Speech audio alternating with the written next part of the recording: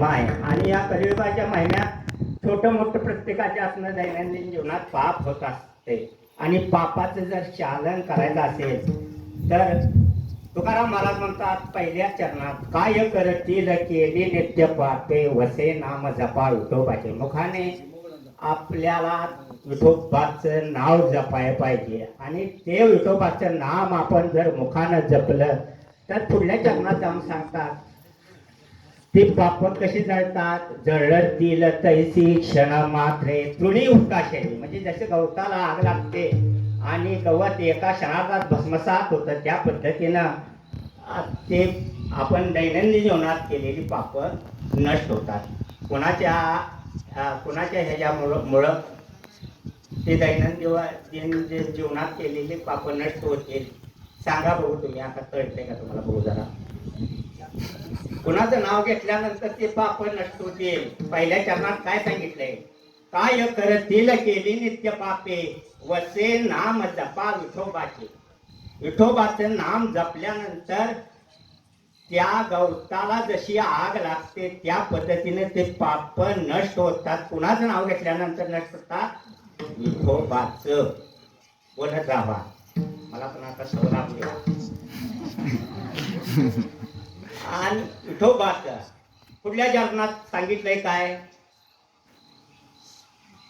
कुठल्या चरण? विष्णू मूर्ती पाद पाहता चरण तेथे कर्म कोणाला विष्णूच मूर्तीचं जर आपण चरण बघितलं किंवा पाद म्हणजे पादुका म्हणजे पाद म्हणजे चरण, पाय. जर आपण पाय बघितलं तर आपण बघितल्यानंतर आपल्या जीवनात कर्म अनेक प्रकारचे असतात जीवनात. पण जे काय आपण कर्म करतो, सोजळ करतो, वाईट करतो, चांगलं करतो, बेकार करतो, असलं कर्म जर आपल्या जीवनात पाप चालनाचं कर्म असं, आपण पापावर आहे पण नामावर आहे. पाप चालनाचं जर जे कर्म आहे तर ह्या चरणात सांगितलंय काय विष्णू मूर्ती पाद पाहता चरण तेथे कर्म कोणाला होऊ शके. आणि शेवटच्या चरणात सांगितलंय तुका म्हणे नाम जाळे महादोष. नाम काय करतंय? त्या महादोष आपल्या जीवनातलं दोषातलं दोष, महादोष जे काय असतील ते जाळून टाकतंय. काय टाकतंय? बोला.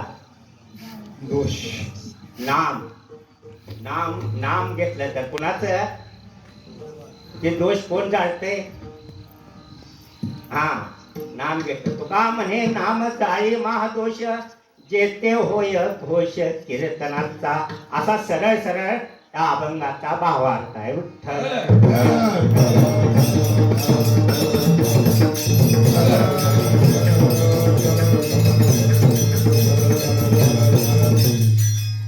आपण जीवनात येऊन कितीतरी प्रसंगाला सामोरं जातो, कितीतरी प्रसंगाला. जीवन हे असं आहे की प्रसंगातून वाट काढल्याशिवाय जीवन नाही. प्रत्येकाला प्रसंगातून आणि या संसारातून आणि या कलीचा आता थोडा थोडा वारा व्हायला लागलाय, पण पूर्ण आला म्हणजे तर पाक यात जळून भस्मच होणार आहे आपण. तर आपल्याला तरुण जाण्यासाठी नाम हे महत्वाचं सांगितलंय. मग नाम कोणाचं घ्यायचं? पंढरीच्या पांडुरंगाचं इथं नाव घेतलं पाहिजे. त्याचं दैनंदिन जीवनात आपलं नाव असलं मुखात म्हणजे पांडुरंग आपल्याला जीवनात काहीही कमी पडून देत नाही. कारण किती जर आपण काही जर करायचं म्हटलं तर नामस्मरणाशिवाय, नामस्मरणात एवढीच ताकद आहे की पण आपला जन्म अशासाठी झालाय नामस्मरणासाठी, पण आपण नामस्मरण कधी करत नाही. आपण नामस्मरण करतो फक्त दिखावाय पुरतं, नंतर ते नामस्मरण नसते आपल्या मुखात. आपल्याला अखंड नामस्मरण पाहिजे. अखंड आपल्या चिंतनात आपण जर जेवण करायला बसलं, बसता उठता दळीता कांडता नामस्मरण पाहिजे. तर म्हणजे जे जे कर्म करतो आपण त्यात नामस्मरण पाहिजे. मग वाईट करा किंवा चांगलं करा पाहिजे, त्यात नामस्मरण पाहिजे. नामस्मरणात मोठी शक्ती आहे. आणि मोठी शक्ती असल्यामुळं मानवाचा देह काय पाप पुण्य करुणी जन्मा येतो प्राणी हानी केली तेव्हा शेवटली पाय एक मनुष्य जन्म. शेवटी आता मनुष्य जन्म हा एकदाच असतो, मग तो नराचा असो किंवा नारीचा असो काय. आणि जन्माला येताना आपण 9 महिने 9 दिवस आईच्या मातेच्या गर्भात आपल्याला सोसावं लागतं.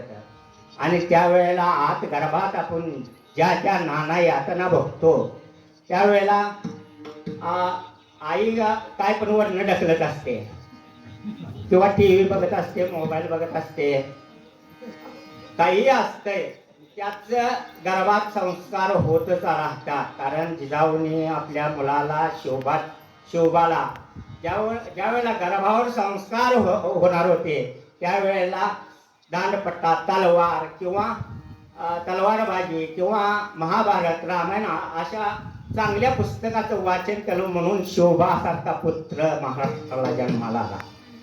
आणि त्यानं पुढं स्वराज्य मिळवलं. परंतु आपल्या पोटाला मुलं का, आता हे मोबाईलचा जमाना झाला आहे, मुलं आई वडिलाचं ऐकाय तयार नाहीत. कारण मोबाईलच्या जमान्यामुळे पिढी भरकटत चाललेली आहे. मोबाईल म्हणजे इंटरनेटच्या जमान्यामुळे पिढी फार भरकटत चाललेली आहे. इंटरनेट जेवढा चांगला आहे तेवढा वाईट पण आहे. कारण मग ते महिला मंडळाचं असं होतं की टी व्ही बघत बसलं, मोबाईल बघत बसलं म्हणजे आपण जे काय कर्म करायचं आहे, आपल्या मनात काय आहे ते विसरून जातो. आणि ते कर्म ते संस्कार पुन्हा गर्भावर होतात आणि गर्भावर संस्कार झालेले पुन्हा निदर्शनास येतात आपल्या. मग असं होता कामा नये. 9 महिना 9 दिवस झाल्यानंतर ते बाळ आपल्याला आईच्या गर्भातून बाळ बाहेर पडण्यासाठी तुझं नामस्मरण करेन. भगवंताला म्हणते मला ह्या वेदनेतून एकदाच मला बाहेर काढ, मी तुझं अखंड नामस्मरण करेन. एक वेळ करी या दुःखा वेगळे, एक वेळ करी या दुःखा वेगळे, एक वेळ करी या दुःखा वेगळे, एक वेळ करी या दुःखा वेगळे. दुःखाचे चाले डोळे तांडे जाळे मुकते, डोळे तांडे जाळे मुकते. एक वेळ करी या दुःखा वेगळे, एक वेळ करी या दुःखा वेगळे, एक वेळ करी या दुःखा वेगळे, एक वेळ करी या दुःखा वेगळे. एक वेळ करे या दुःखा वेगळे,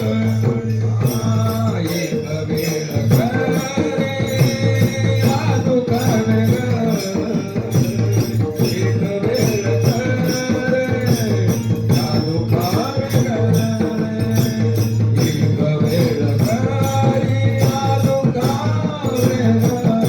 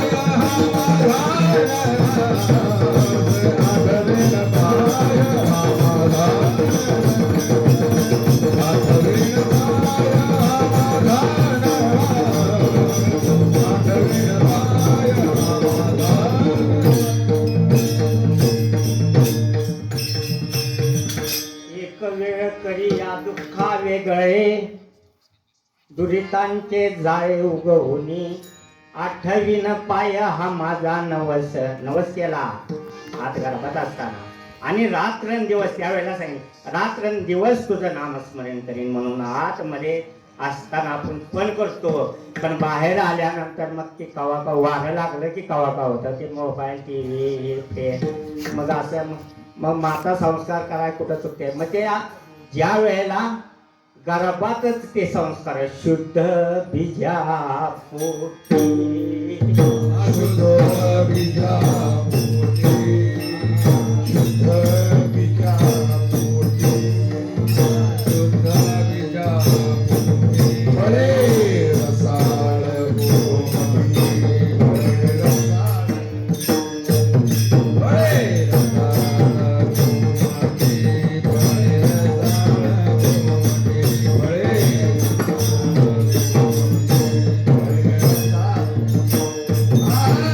शुद्ध बीजा पोटी, फळे रसाळ गोमटी,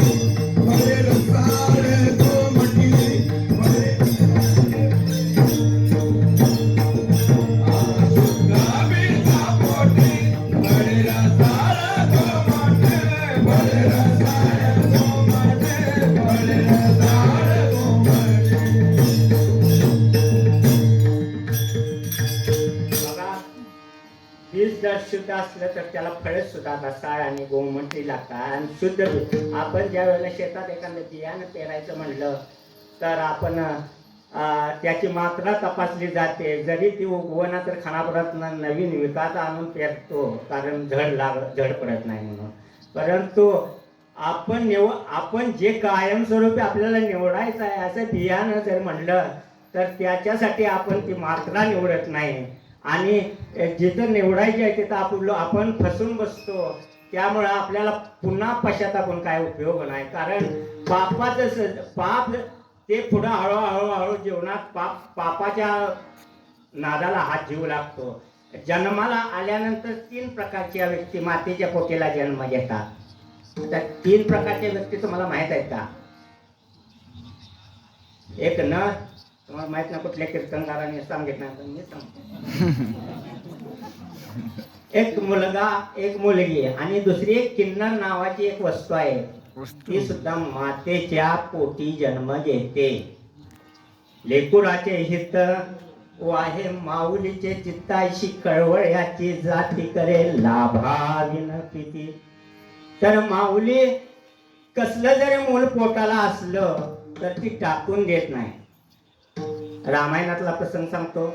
रामायणात ज्या वेळेला राम वनवासाला जातो त्यावेळेला ह्या तिन्ही प्रकारच्या जाती नारी नर आणि ते किन्नर त्या ठिकाणी आलेले होते. आणि आलेले असताना ज्या वेळेला नर आणि नारी तुम्ही जावा अयोध्येत परत आम्ही आमचं वनवासाला जातो असं राम बोलल्यानंतर नर आणि नारी वनवासाला गेल्या. पण अयोध्येला राम वनवासाला गेला आणि नर आणि नारी अयोध्येला गेल्या.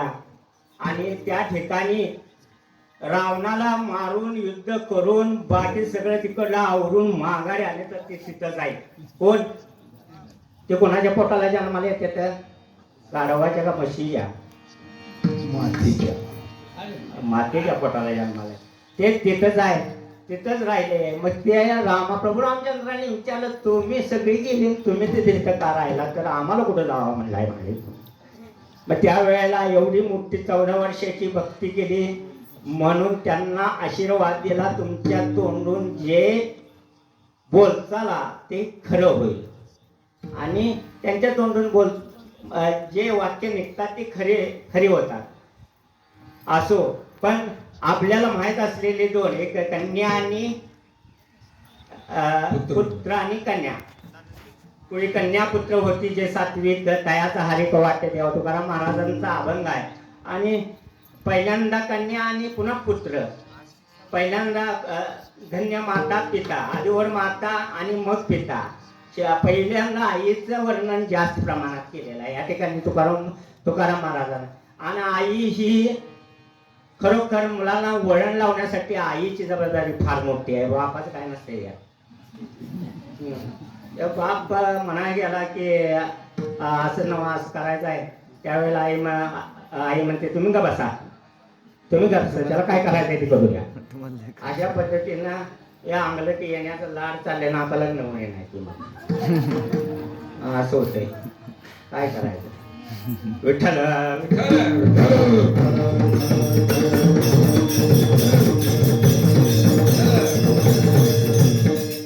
आपल्याला पाप चालनापासून रोखायचं असलं तर मुलांना भक्ती मार्गाकडे लावलं पाहिजे. भक्ती मार्गाकडे लावलं म्हणजे मुलं नामस्मरण करतील. नामस्मरण केल्यानंतर त्यांचं काही जीवनात छोटं मोठं पाप करतील, त्याचं चालन नष्ट होईल. परंतु आपल्याला मुलाला भक्ती मार्गाकडे लावलं पाहिजे. तुम्ही म्हणाल मुलाला भक्ती मार्गाकडे लावायचं म्हणजे नेमकं काय करायचं. तर भक्ती मार्गाकडे लावायचं म्हणजे गळ्यात तुळशीची माळ घालायची किंवा पांडुरंगाचं नामस्मरण, भजन, कीर्तन आदी करून काहीतरी झाला पाहिजे आपला मुलगा. अशा भक्ती मार्गाला आपला मुलगा लागला पाहिजे, ही प्रत्येक मात्यानं आशा बाळगली पाहिजे. कारण भक्ती म्हणजे काय, भक्ती म्हणजे किरकोळ, भक्ती म्हणजे काय, जनी जना धन अलंकार सोने भिन्न नव्हे. सोन्यापेक्षाही भक्तीवर प्रेम केलं पाहिजे. भक्तीवर सोन्यापेक्षाही आपण भक्ती मोठी केली पाहिजे. भक्ती म्हणजे काय, जनी जनार्दन अलंकार सोने भिन्न नव्हे. आपल्याला ज्या पद्धतीनं सोन्यावर प्रेम असतं त्या पद्धतीनंच भक्तीवर प्रेम केलं पाहिजे असं एकनाथ महाराज सांगतात. कारण आपण जर भक्ती केली तर देव आपल्याला सापडायला वेळ लागत नाही. देव कसा सापडतो. आवडे देवाची तो ऐका प्रकार, आवडे देवाशी तू ऐका प्रकार, आवडे देवाशी तू ऐका प्रकार, आवडे देवाचे तो ऐका प्रकार. नामाचा उच्चार रात्रंदिवस, नामाचा उच्चार रात्रंदिवस, नामाचा उच्चार रात्रंदिवस. आवडे देवाशी हो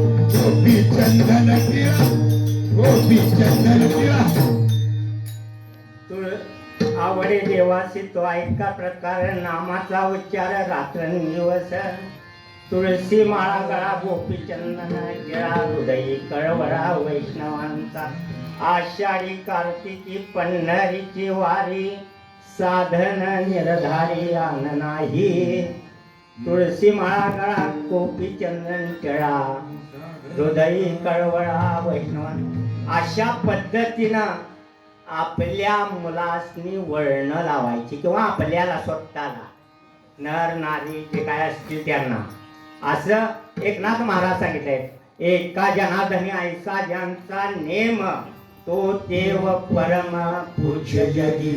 मग हा देव परम पूज्य जगी आहे.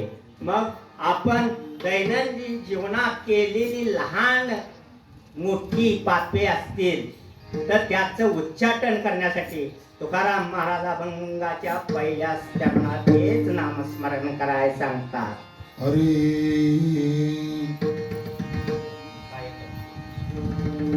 हरी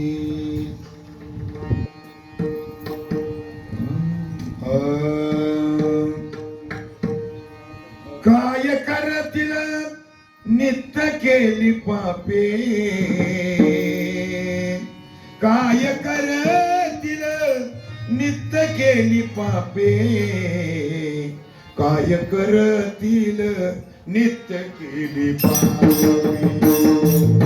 काय करतील नित्य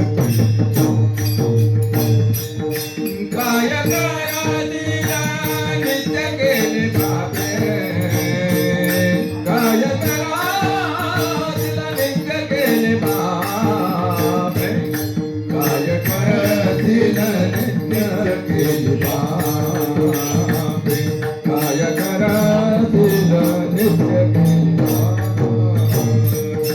काय करतील नित्य केली पापे काय करतील नित्य केली पापे काय करतील काय करतील नित्य केली काय करादिला नित्य केले पापे काय करादिला नित्य केले पापे काय करादिला नित्य केले